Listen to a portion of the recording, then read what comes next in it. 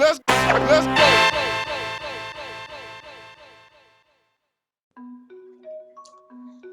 Hello everyone, I'm Tokir and today I'm gonna talk about software quality assurance. क्या आप नहीं जानते software quality assurance के बारे में? कोई बात नहीं, मैं बताऊंगा आपको क्या है software quality assurance. So stay with me. Software quality assurance, or you can simply say SQA, is simply a way to assure quality in the software. It is a set of activities which ensure processes, procedures, as well as standards suitable for the project and implement it correctly. Software quality assurance is a process which works parallel to development of a software. तो जब भी एक software बनता है उसको test किया जाता है कि उसमें कोई बग तो नहीं है, उसमें कोई प्रॉब्लम तो नहीं है, और अगर कुछ है तो उसको ख़त्म किया जाए. इस टेस्टिंग प्रोसेस को हम कहते हैं सॉफ्टवेयर क्वालिटी एश्योरेंस. उसके लिए डिफरेंट एक्टिविटीज़ यूज़ होती हैं जो कि हमें हेल्प करती है बग्स को फाउंड आउट करने के लिए इजीली. जो मोस्ट कॉमन टर्म्स यूज़ होती हैं क्वालिटी सॉफ्टवेयर एश्योरेंस के लिए वो हैं black box, white box and grey box. तो मैं आपको डिफाइन करूंगा तीनों को अलग-अलग कि क्या है black box, white box and grey box. तो सबसे पहले हम बात करते हैं ब्लैक बॉक्स की. Black box test through user interface.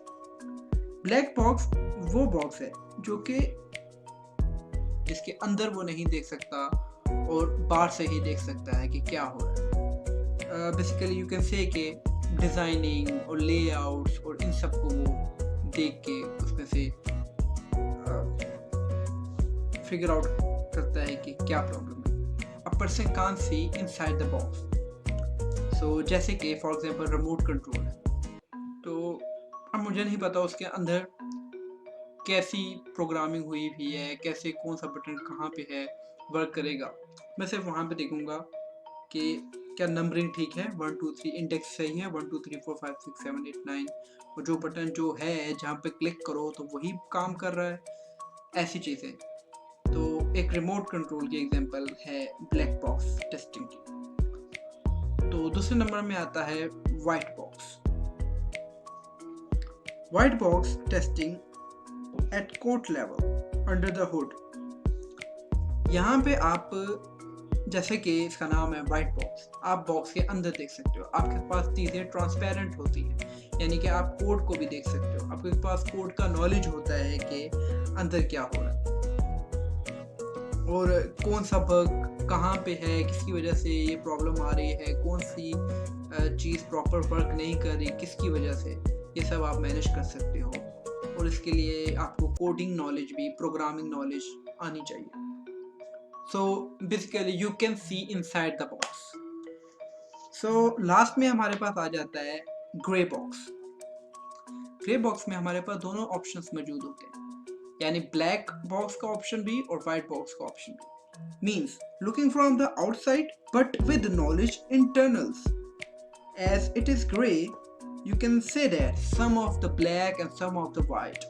तो आपके पास एक बॉक्स है जिसके अंदर आप नहीं देख सकते, लेकिन आपको पता है, आपको इतना नॉलेज है कि बगैर अंदर देखे आपको पता है कि अंदर क्या प्रॉब्लम हो सकती है, कौन सी जगह पे कोडिंग गलत की गई हुई है, कौन सी जगह पे प्रोग्राम गलत लिखा गया. आपको इस चीज़ का नॉलेज होता है. तो ये ग्रे बॉक्स कहलाता है, जिसमें बोथ ब्लैक बॉक्स और वाइट बॉक्स दोनों कंटेंट होते हैं. ब्लैक बॉक्स जो हमें हेल्प करता है वो प्रोडक्ट मैनेजमेंट पे हेल्प करता है, और वाइट बॉक्स जो हमें हेल्प करता है वो डेवलपमेंट के मौके पे हेल्प करता है.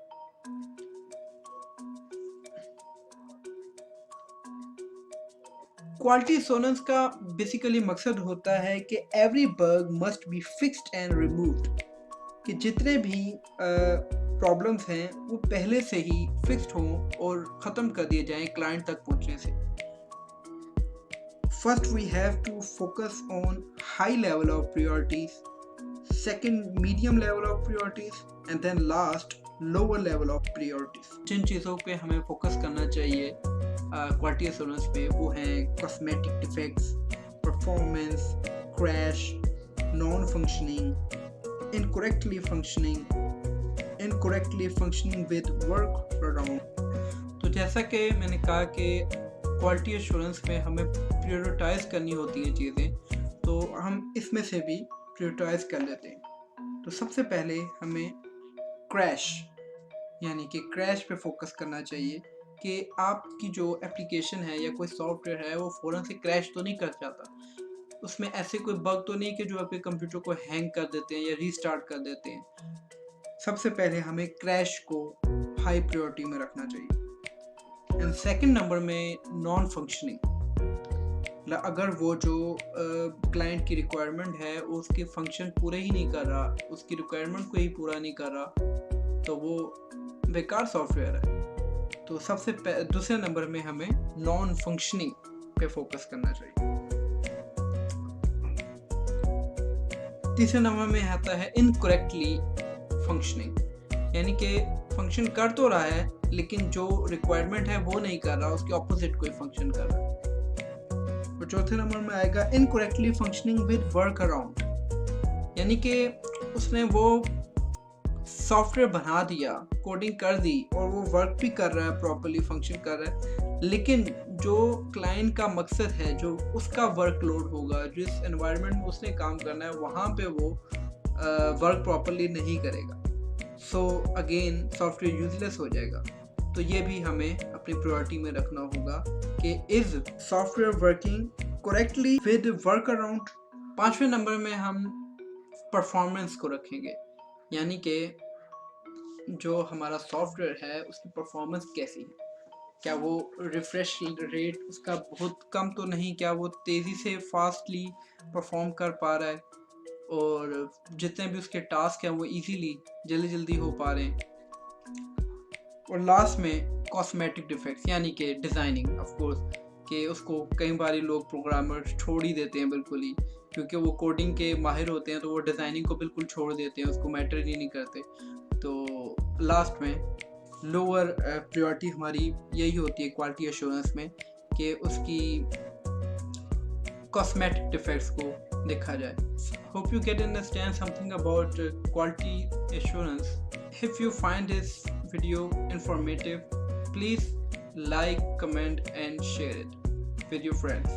I will come up with a new topic next time. Till then, goodbye.